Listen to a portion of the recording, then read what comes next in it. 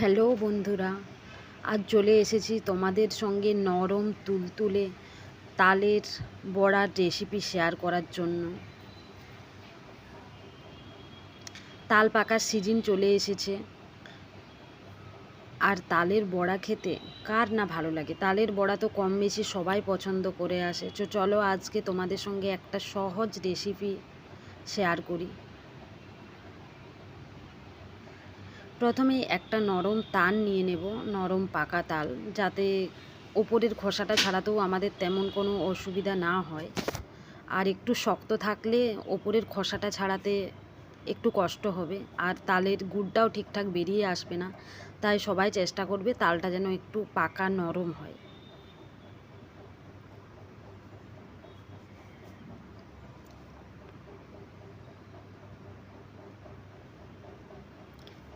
ছাড়ানো হয়ে গেছে, এরপর আমরা ছুরি দিয়ে ওপরের অংশটা কেটে বাদ দিয়ে দেব। এরপর আটিগুলো আলাদা করে নেব। একটা বোন নিয়ে নেব, আর থালাটা নিয়ে নেব। এটা দিয়ে আমরা তালের গুড়টা কিন্তু সহজেই বের করে নিতে পারবো। আর এটা দিয়ে তালের গুড় বের করলে কিন্তু কোনো রকমের কোনো আঁশ থাকবে না। তো তালটাকে অবশ্যই আমরা আগে একটু জল দিয়ে ভিজিয়ে নেব, যাতে তালটা একটু নরম হয় এবং তালের গুড়টা সহজেই বেরিয়ে আসে।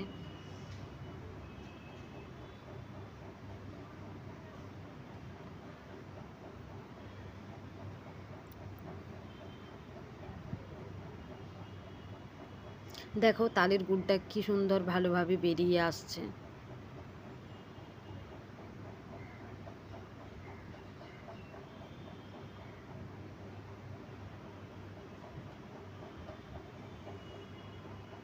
একটু জল মিশিয়ে নেব, তাহলে আর একটু নরম হবে এবং সহজেই গুড়টা বেরিয়ে আসবে।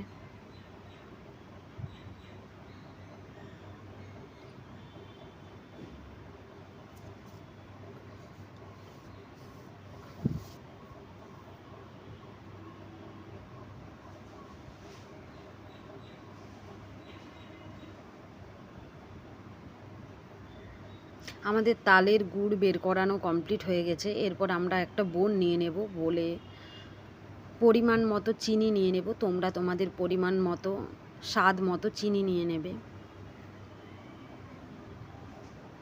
এরপর আমরা কলা নিয়ে নেব। কলা মিশিয়ে দিলে আমাদের তালের বড়াটা আবার বেশি নরম এবং সুস্বাদু হয়ে উঠবে, এবং এটা দুদিন পর্যন্ত রেখে খেতেও পারবো। এটা তোমাদের ইচ্ছে মতো তোমরা চাইলে মেশাতেও পারো, আবার না মেশাতেও পারো। তো এটা ভালোভাবে একসঙ্গে মিশিয়ে নেব।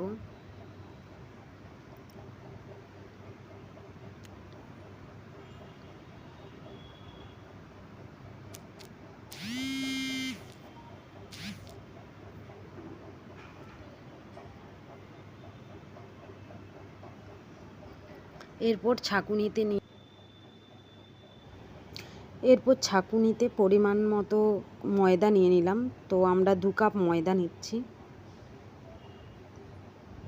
1 কাপ মতো সুজি নিচ্ছি, এবং এটাকে ভালোভাবে ছেঁকে নেব, যাতে কোনো রকম মোটা দানা না থাকে।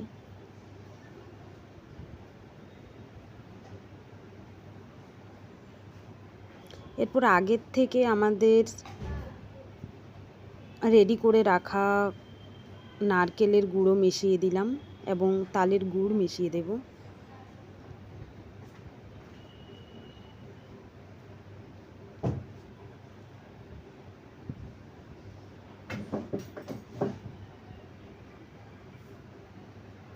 এটাকে হাত দিয়ে খুব ভালোভাবে মিশিয়ে নেব।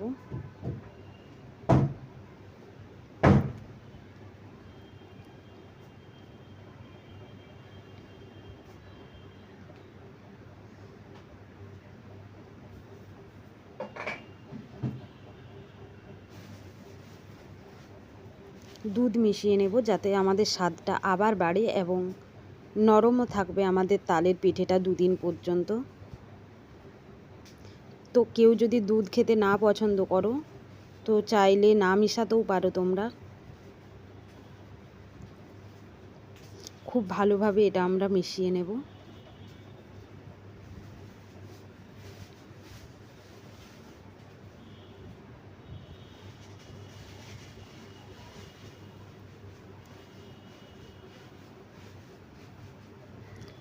15 মিনিট মতো এটা ঢেকে রেখে দেবো। ততক্ষণে আমরা কড়াইতে তেল দিয়ে তেলটা গরম করে নেব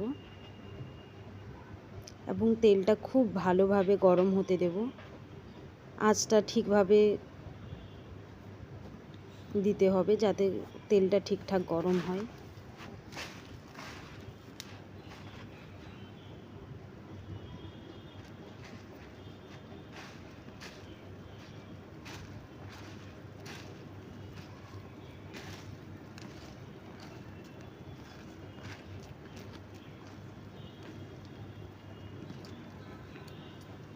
এরপর আমাদের এইগুলোকে নেড়ে চেড়ে একটু লাল করে নিতে হবে এবং সুন্দর লাল হয়েও চলে এসেছে।